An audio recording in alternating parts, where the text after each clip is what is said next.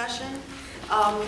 We can discuss between the panelists and yourselves. You can bring up anything relevant to their talks or something that occurs to you want to broach with them. And the panelists are free to ask themselves questions and bring in others from the audience.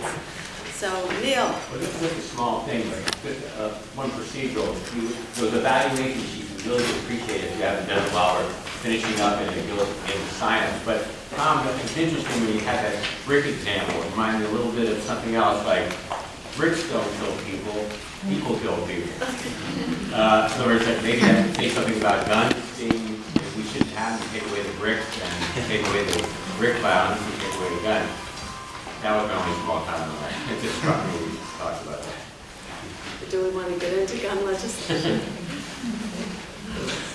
I have a question about what's the difference between discipline at home versus child abuse and child violence? And the reason I ask the question is Dr. Green mentioned the situation in Baltimore. After that situation happened, that tragedy in Baltimore, some parents were saying that the lady who disciplined her kid in front of the cameras did more, because parents today are saying that they're afraid to discipline kids because the kids are going to the police, and as a result, the kids they don't fear anyone. So my question is, are there evidence-based programs and studies to show when you talk about these kids of violence, were these kids from structured homes with discipline, or were these kids basically in homes that had no discipline and they feared no one, and as a result they're out there committing all these heinous crimes? Because as Dr. Shaw mentioned, I'm from New Orleans in the area of the 7th Ward where he mentioned, when growing up we had discipline, we feared somebody. Now you go to the 7th Ward, go to visit New Orleans, and the kids, they don't fear anybody. And so as a result, they're shooting one another and all these crimes and so forth. But my question is, when you talk about these kids who participated in violence, are there studies out there that when you interview these kids, were they from structured families in the sense that they disciplined, or were they kids of abuse, violence, and so forth? What a great question. Sure. I'll get it started. I think on average, being from a family that is authoritative is associated with less problems of all kinds. And that means the parents are warm and caring, but they also provide consistent structure. I love the fact that you use the word structure. What is hard for kids is when parents lose it, and they lose control and they become maybe violent, very emotional, and inconsistent in their discipline, and that is one of a number of factors, but it can really add up to creating problems for the kids' behavior. And those escalate. I mean, as you see that in early childhood, they're just starting to act out, and then as the years go by, it gets more and more serious. They're experiencing that kind of disorganized anger on the part of the parent over a period of time that can lead to violence. Basically fear does not invoke the learning process.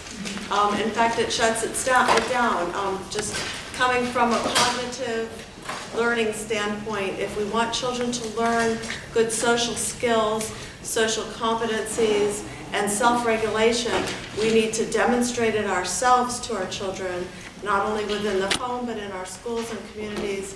And we need to teach them how to self-regulate for themselves. And that cannot be done through fear. Fear produces a stress response, and a stress response shuts all of us down, not just children.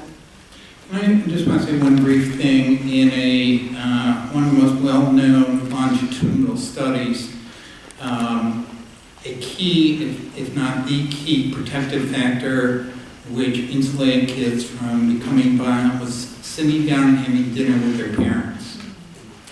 So cohesive families and supportive families, as others have said, is really critically important. I oversaw a multi-systemic therapy program. And I remember one time the relationship between the young girl who was the primary client and the mom was very, very bad. And we gave the mom some money to take her daughter out to dinner. And it was the first time they ever talked in a reasonable way. And those kinds of things are really important. This is dangerous because my daughter's sitting there staring at me and remember what all mistakes I made. You know, but the study we did at the Youth Study Center, and we had kids who were waived to adult status, and they're never going to get out of prison anymore. And the overlay, if you do a social ecology map of single parenthood and father absence, and the kids who are involved in gun violence, it's a very strong relationship, obviously. And that's kind of the elephant in the room, I think. And, you know, and in New Orleans, it's so complicated. You know, some of the kids will describe getting into the dope game because the energy, the electric company turned up the lights and they want to help their parents. And there's some truth to that. So I think you're raising a great issue, Lionel. You know, where does this start? And what, you know, what are the issues? The other thing is I think that the kids in the risk areas that I was talking about, and Steve and I work in, they have very different views of corporal punishment than do middle-class parents. And, you know, people come to my class and they'll say, well, I had a belt out all the time, you know, and the students are going, oh my God. You know, there's a study that Tom funded, one of my colleagues at Tulane, Kathy Taylor, on the impact of corporal punishment on rate of violence. But this is just a huge, very complicated issue to be raised. Yes. I'm a Donna Mertens, and I'm a research methodologist. I work primarily in zones of conflict and adversity.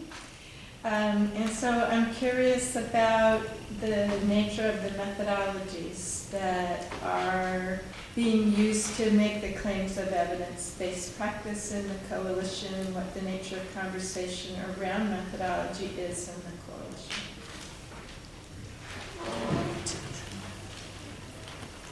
It varies. There are several programs that have been subjected to what is typically been called the gold standard, randomized clinical trials, MST. And if you look at the blueprints for healthy development, that's one of the requirements, or at least that they have what's called a quasi-experimental study in a couple different settings. So each rating organization has different criteria. There's some things, it should be said, that are harder to research than others. We move up to the school level. You have to have schools as the variable, and that means you have to have a lot of schools. Communities, it even becomes more complicated. So there have been developing some innovative techniques to assess at those larger levels, which we think is really important. And that's why the preponderance of the gold standard application has been mainly the individual, perhaps family level. It doesn't mean that the interventions at the school and community level are ineffective. We just need better tools and more money. I just wanted to add to that for the correlates, we were very careful to say that they're correlates because you can't do random assignment studies when you're looking at how children develop. But the programs in our research brief are all random assignment intent to treat evaluations. And there really is quite a building abundance of those kinds of evaluations now for programs. And this new literature on effective practices is building as well. It's important. I don't know, Stephen, if you have any comments on that, you've done so much work on evidence-based programming. The only thing I would add to that in the lease is trying to move beyond the individual programs and really look from a community standpoint at how do we know the need that exists in the community, and are those programs that we're employing or deploying in those communities, are they actually responding to those needs, and then the measure of the impact afterwards. Have we gone back to those communities and evaluated it to say, yes, those programs that we invested in actually had an impact beyond the individual youth, the individual schools, the individual family. Tom, you're going to have a challenge in this. The Youth Promise Act, remember we're talking about community interventions, as Steve was saying. So you have one standard, which is the program level, and John Barron and CrimeSolutions.org do a pretty good job, though there are differences, as Michael said, the difference between promising and improvement. But the bear, I'm glad Bobby's walking in, when you have a community intervention, the complexity of the evaluation task is up. I went to Chicago and I said, how'd you reduce the murder rate from 1,000 down to 300? Right? And they all looked at it, in New York too, by the way. They just looked at each other, we don't know. And everything like, oh, it must have been Slutkin's ceasefire. That's probably what it was. And Bob Kennedy was the police researcher, very good at evaluating. He said, well, you tear down a couple 100 acres of projects in the Taylor Homes and the Katrina Green, that might have an impact too. And in Chicago, it's fascinating because there are like 9 different interventions going on at once. So you had gunshot detection, you had a couple of flavors of ceasefire. And how, as Stephen was saying, how do you tease out that issue? The other thing is, people have looked at it and think the displacement effect is also very difficult. So some of the criminals went to Evanston, right? So, and that's something that I hope CDC really takes on with the Youth Promise Act. Sort of what is the naturalistic design that can look, as we scale up from programs to systems, that would address the issue you so wisely raised. Yeah, I just wanted to mention that at CDC, we're supporting youth violence prevention centers. So these are academic centers of excellence, really, that focus on having partnerships with local communities. And we've been doing this now since 2005, and the latest iteration of these youth violence prevention centers is going to focus on exactly this issue. What needs to be done at the community level in order to reduce risks for violence at the population level, and then what can be done to rigorously evaluate that. So we're putting our money where our mouth is. These are significant investments for us. Each center is going to be funded at about $1.2 million a year, and they're going to have 5 years to pull this off. So we're really looking forward to getting some results from that. To highlight one more really important program, which is Communities That Care, and they do a needs assessment of students in schools, and then they bring the data from that to the community, and so the community decides which are the problems they want to focus on, and then they identify intervention strategies, somewhat like the STRIDE model, I think, that attack those risk and protective factors. It's very directed not at the violence, but at the risk and protective factors, and then they track it over time. Working always with the community, both the elected and official administrative positions, but also the people who live there over time. Who else? Yes, sir. I have 2 questions, one for Dr. Simon, but let me preface this just real quickly. I cut my teeth tracking victims of violence coming to Washington Hospital Center in DC General. Wow. And then for the last almost 20 years now, I've been with Fight Crime, Investing Kids. So we've been promoting programs like Nurse Family Partnership, and we're in the process of pushing hard right now in the current legislation for MST and FFT. So we've been very program focused. So I'm going to switch gears and ask about some different approaches. Bobby Scott was here, and he was involved in getting accurate graduation rates measured, because for years they just lied. They just flat out lied about what was going on. And if you've seen the data, and there's some debate over whether people cook them or not, but Hispanic kids are now graduating at rates higher than the national average was in 2005. And there's huge growth in graduation rates, according to some of the data. So my question for Dr. Moore is, are we doing enough to use measurements such as climate, the climates, in schools, to drive policies? And then my other question, and I'll sit down, is for Dr. Simon. We track the victims of violence and was following what's happening to the police and all. What do you think of what Bratton and others are doing, where instead of focusing on dots on the map, they're focusing very heavily on individuals? So they're in New York City, for example, just in the news. They identified, I think it was something like 300, 400 shooters that they're doing their best to get off the streets or to work with them to go in a different direction. So, sorry to ask any questions, but happy to talk. I do work at child training, so of course I think we need better measurement. But I think we need it of a particular type, and that is a whole child perspective. I mean, we do our work in such silos. We have, the health establishment and the educational establishment, and I wish we had a socio-emotional establishment, but then we have the problem behavior silos.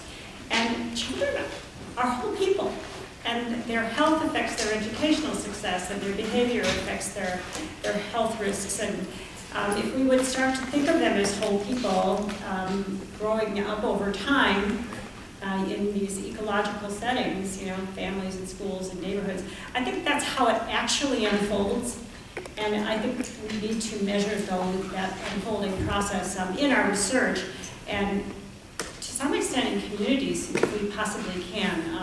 And I realize this could be viewed as burdensome, but again, Communities That Care has managed to do longitudinal databases in schools to identify risks and track progress. So I don't think it's impossible.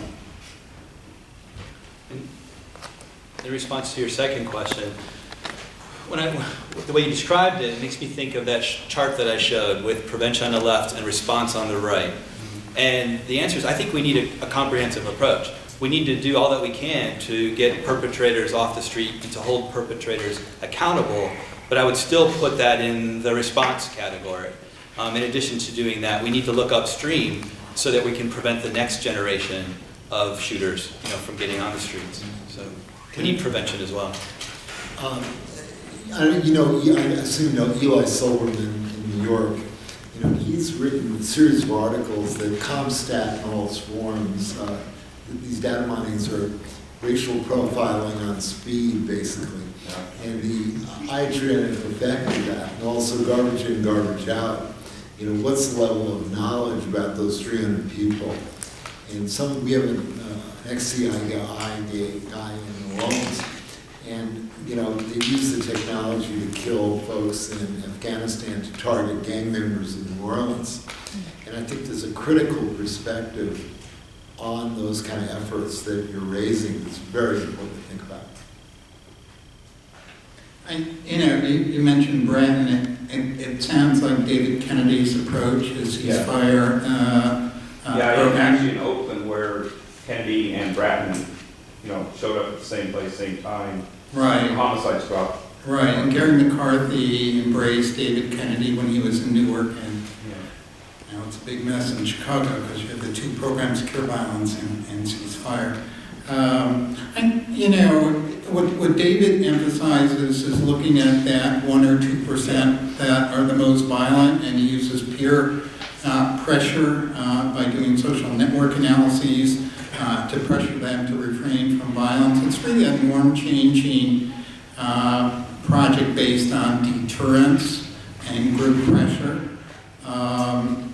And I'm just not convinced that deterrence works. It's also a narrow focus on the most violent, and I think what we're all talking about more broadly is healthy development, and that's not touched by programs such as David's.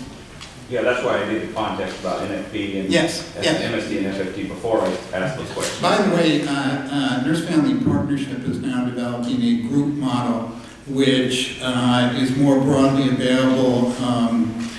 Nurse Family Partnership is generally available to first-time mothers living in high-poverty areas. The group model is a little broader, and it has peer support, and it's really very, very promising. And I reference that in my paper, and you can take a look at that or contact me or contact David Olds directly about that.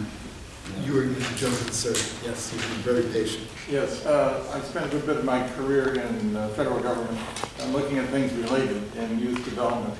And I'm interested in the various levels you talked about, from the individual to the community, risk and protective factors. I'd like to ask you all what kinds of things you think the Congress might be able to do. That is on two levels. One on a bipartisan level that might garner some broad support for things that could be addressed. And secondly, in an ideal world, or for things that you think perhaps some things could be done by Congress if people really stood up for what it is in these things. you have an audience here of people from the Congress offices, and I think it's an issue that they all may be interested in. Thank you, that's a great question. Great question. And that's why we're here, right?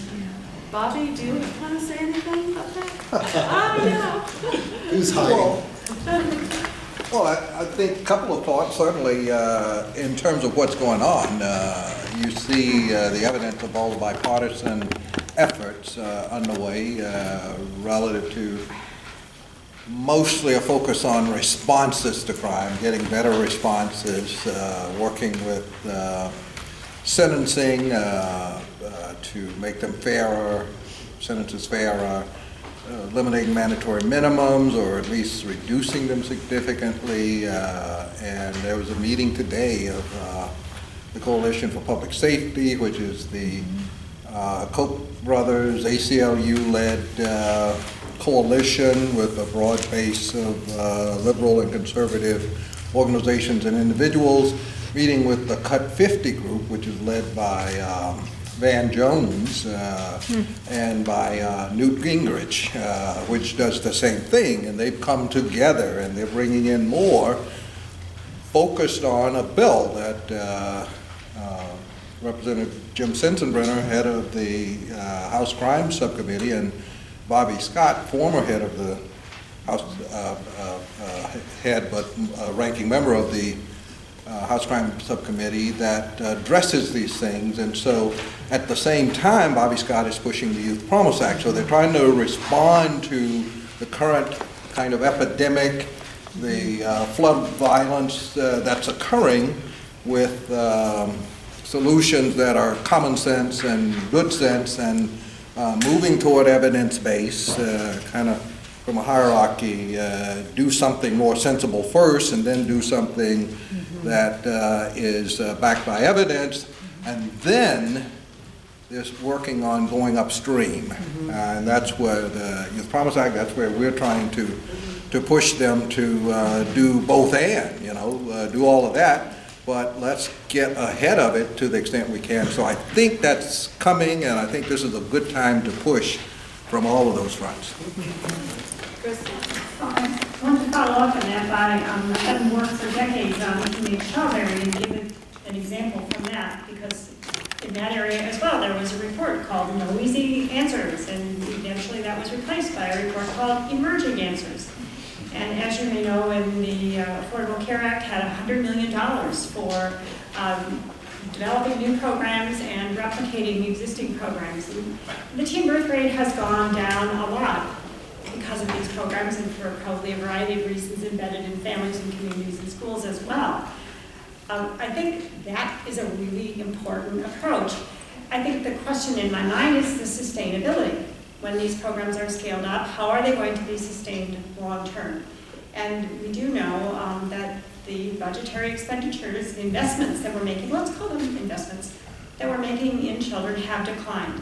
And so I think that's a real concern. As we are actually developing programs at work, how will they be scaled up, and then how will they be sustained at quality?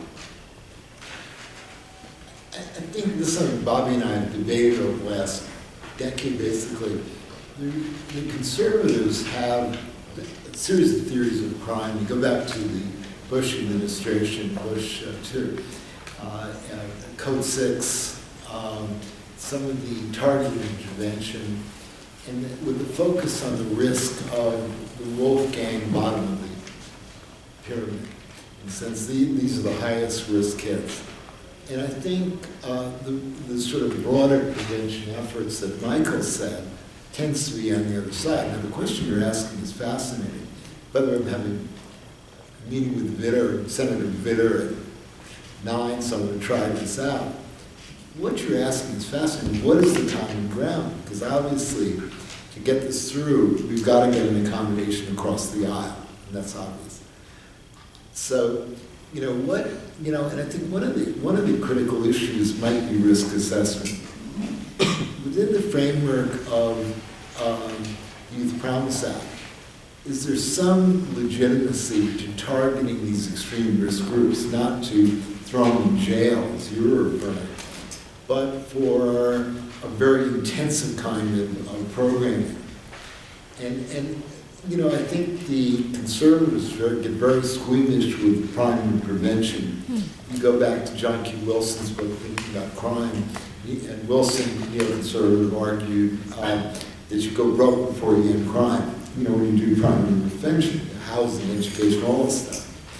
On the other side, you know, I think progressives, quote, get squeamish with risk assessment. And sort of how, I think you're asking a great question, where is the common ground to find an accommodation that would pass the bill?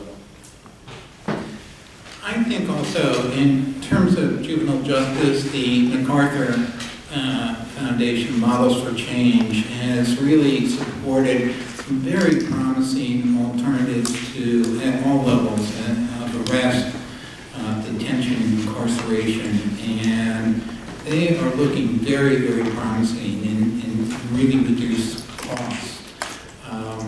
And the National League of Cities is doing similar kinds of work that I think has to be paid attention to.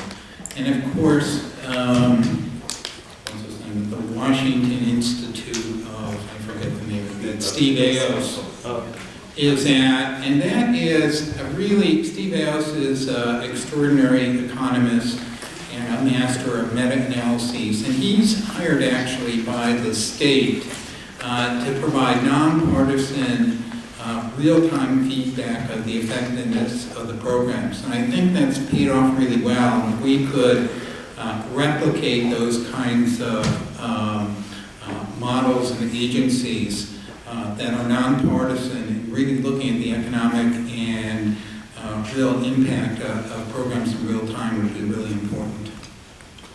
I just wanted to add to what's already been said that, you know, as a country, we've already made such a significant investment in research on these prevention strategies that I think it's really important to incentivize their use to the extent possible so that they can be brought to scale within communities.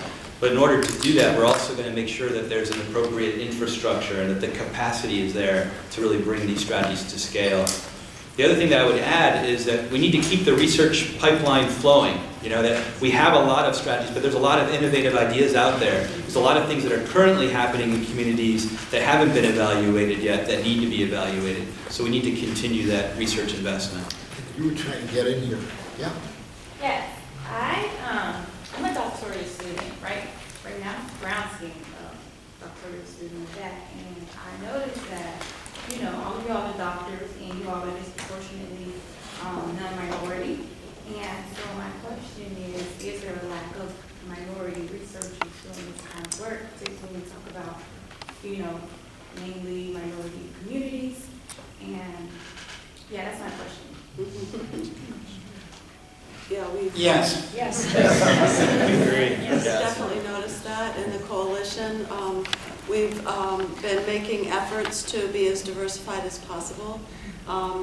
But the reality is that most prevention scientists, and I mean, we're not talking 100% certainly, but maybe 80% tend to be white and male, I think.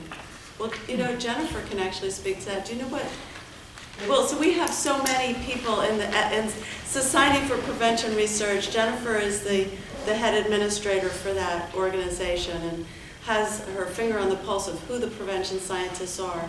But they are predominantly white, aren't they? Yes, it's maybe in the high 70s of white Caucasians and then 22-25% ethnic representation. And actually mixed, it's about, actually there's a high percentage of women. Yeah, I suppose it's hard for me to tell. It seems like in a lot of our meetings, there's mostly men. I'm not sure why that is. The intervention developers and so forth. Well, I think the young leaders, the more junior investigators coming up, actually is a high percentage of Oh, good. Okay. So what do you mean, go to make like start some kind of initiative maybe to bring in more minorities? Because when you're doing research, even from the start, the conceptualization, like if you're like not a minority, like that sometimes can be an issue during the research. Jennifer can also speak to that. Well, once again, the Society for Preventive Research is a relatively small organization, about 800 members, all prevention scientists, cross-disciplinary. We do have an annual meeting in May each year. You might want to check on our website, but again, with our own efforts and through some NIH grants, we do try to facilitate minority young investigators or minority investigators. Again, there are federal monies for this, but it's an ongoing issue that we're all interested in working through. You know, I think one of the problems is the ivory tower generally remains in the ivory tower, and that many of the communities and neighborhoods that we're talking about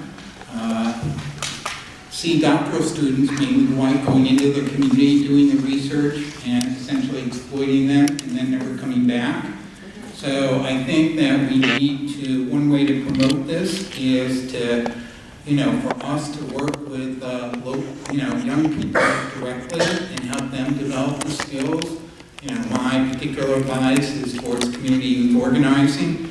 I really believe in the young people and support them and view them as the experts and work with them to help provide some skills. I think that would have a significant impact on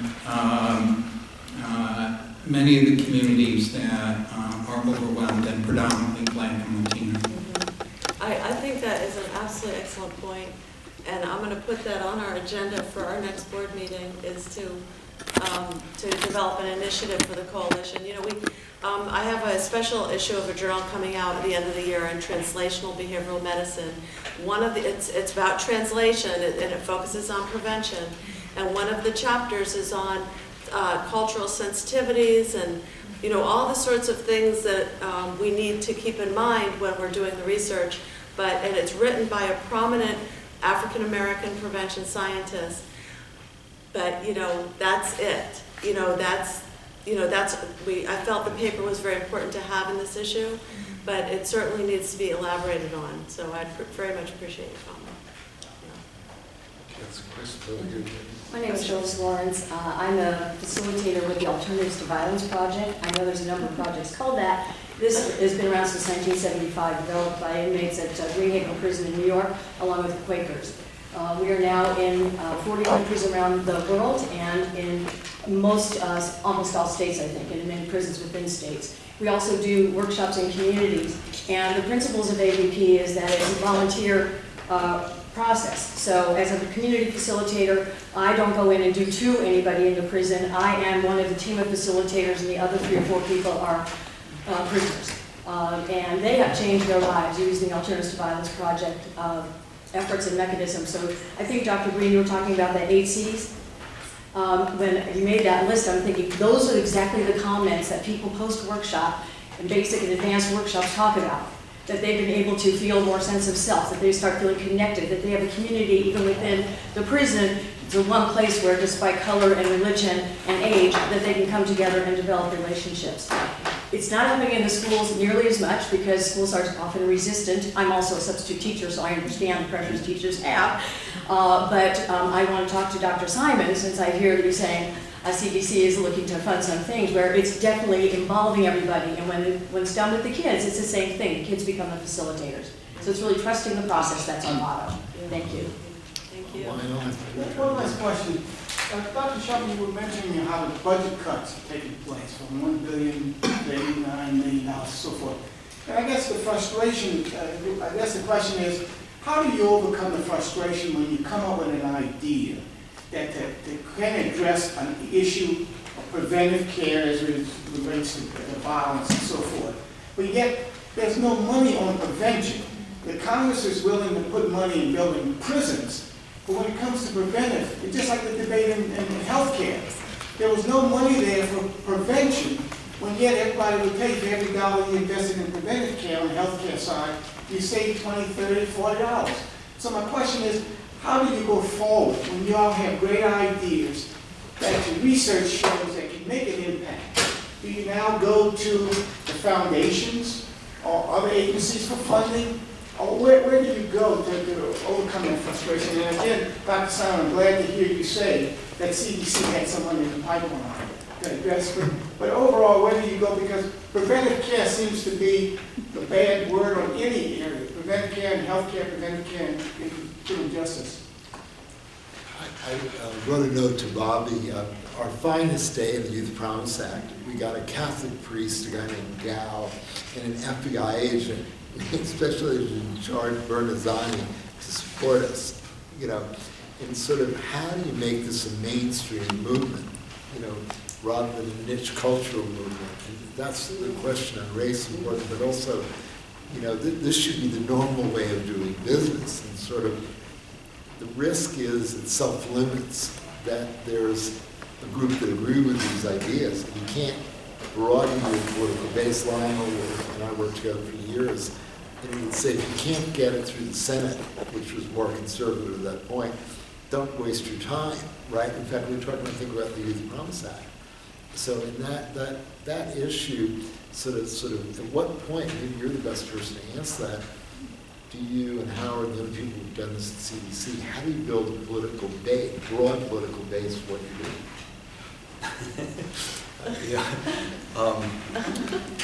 Of course, Howard. I wish I could share our budget with everybody, so you would have a better sense of whether we're successful at doing that or not. We do have resources that are allocated from Congress to address specific types of violence. So we have our funding come down in funding lines. So we have a youth violence line, domestic violence line, a child abuse and neglect violence prevention line.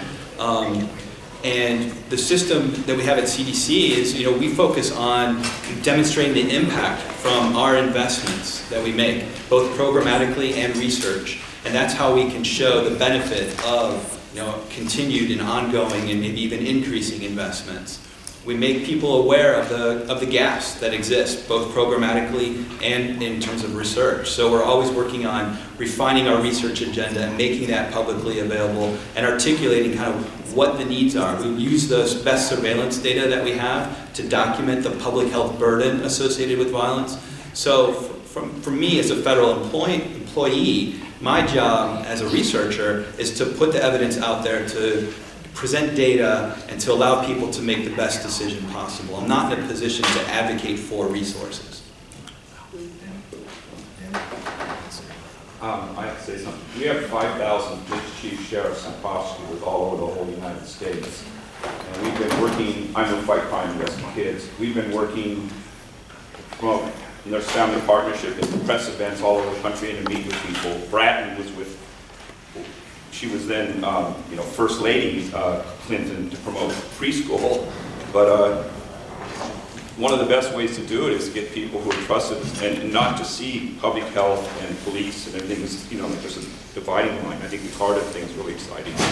So, you know, there's becoming some really interesting alliances, and we've been doing that for about 20 years. So. Okay, just, Bobby, you wanted to comment? I wanted to comment briefly on Lionel's question, and I think he's hit on, but that's exactly what this coalition, the NPSC, is all about. You know, not that they were content to, but for a long time, and we know the evidence is there, researchers did their job. They produced the evidence and put it out, and including the public organization. There it is. We were talking a little earlier about the ACEs data.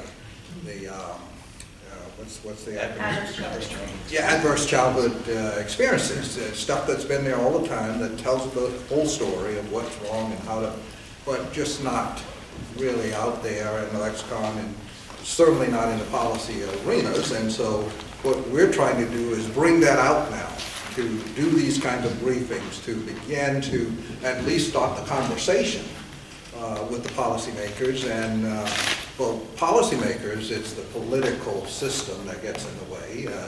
And because the problem they have is whatever we're doing now, you can't just stop. You can't stop putting people in prison for committing crime. So you got to keep that going. And now you're coming saying, I got to come up with millions more in addition to keeping this going. Well, how am I going to do that? You know, and so we've got to somehow thread that needle. of how to do both and, to keep all of that going, because you gotta, the public is gonna demand it, and what politicians know is, I don't know anyone who's ever been not re-elected because they were too tough on crime. But if you go start talking about something else and the other guy starts talking about tough on crime, you're at risk. And so it's hard to shift that focus. They're beginning to. They're beginning to say, this doesn't make any sense. We're building, building, building, building. U.S. now way above the rest of the world in incarceration and continuing. So let's talk about this. So they're beginning to talk. And even though it's going to take a bit because you do the low-hanging fruit first, and that's let's stop doing so much of this ridiculous stuff and do something more sensible and get some handle on it.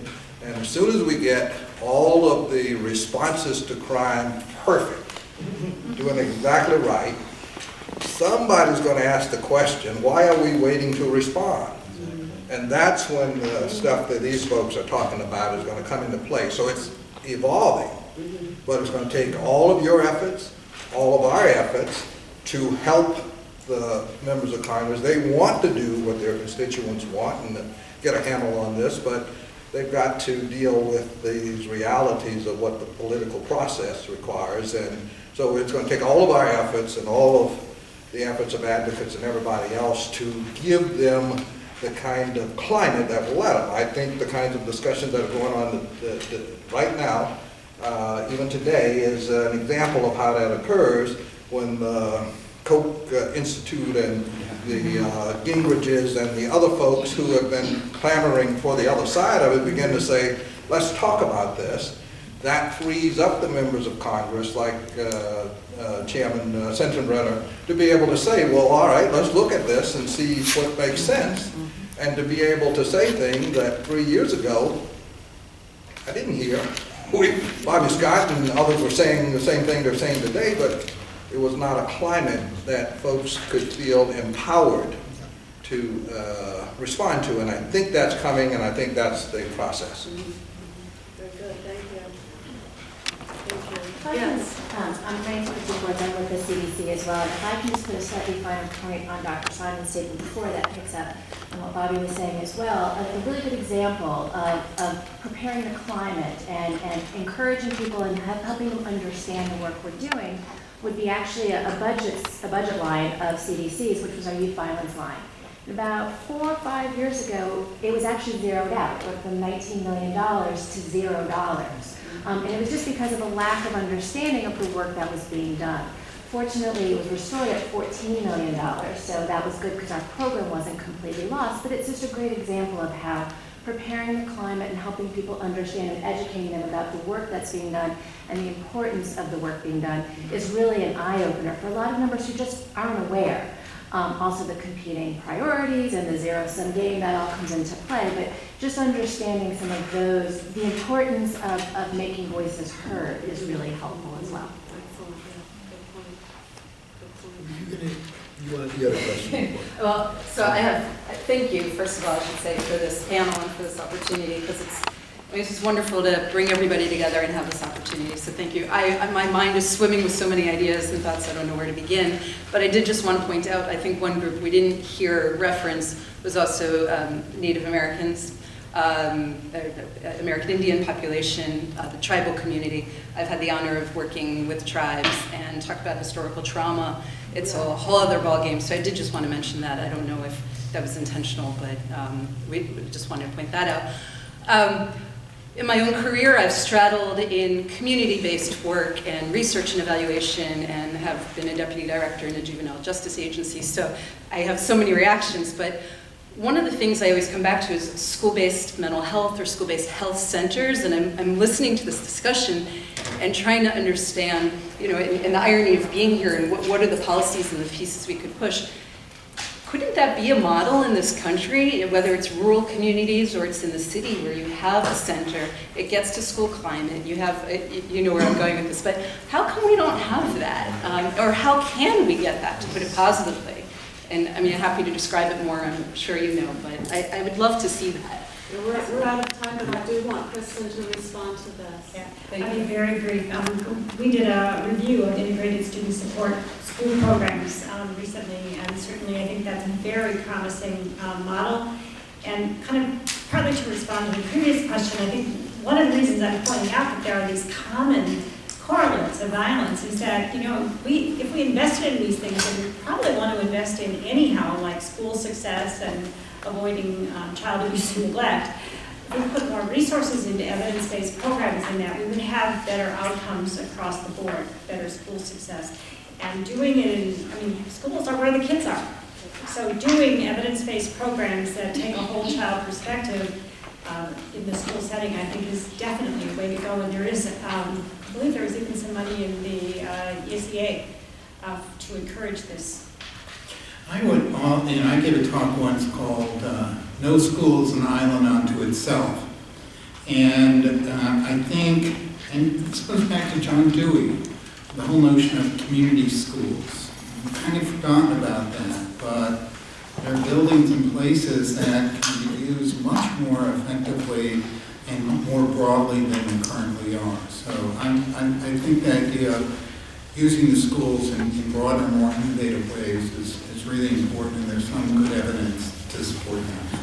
Pediatricians also, I mean, there's so many unused, you know, child-serving organizations and social systems for this purpose that we really need to engage as a full systems approach, I think.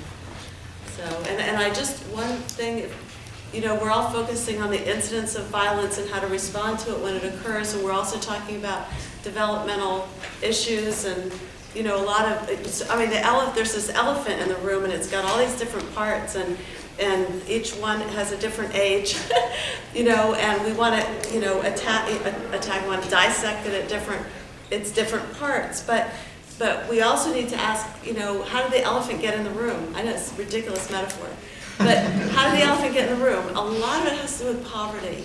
And while there's violence across all social boundaries and classes and ethnicities and da-da-da, a lot of it is concentrated in high poverty communities. And so that is one way to really tackle the violence issue and obesity and diabetes and heart disease and cancer. I mean, there are many, many maladies in high poverty communities because of the lack of a systems approach to uplifting people. And I really think that's an area that we definitely need to focus on. It's great in this approach. So I think we need to leave. I think we're supposed to be out of the room at 3:30.